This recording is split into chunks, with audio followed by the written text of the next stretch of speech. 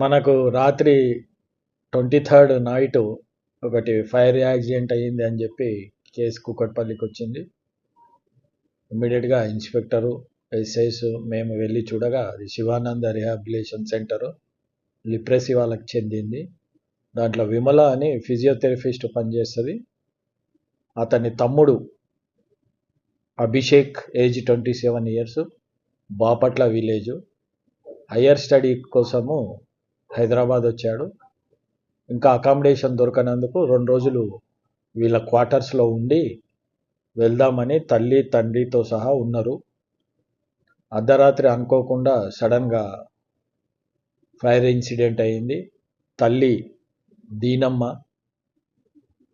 ఆమె కూడా ఐసీయూలో ఉంది, బర్న్ ఇంజురీస్ అయినాయి.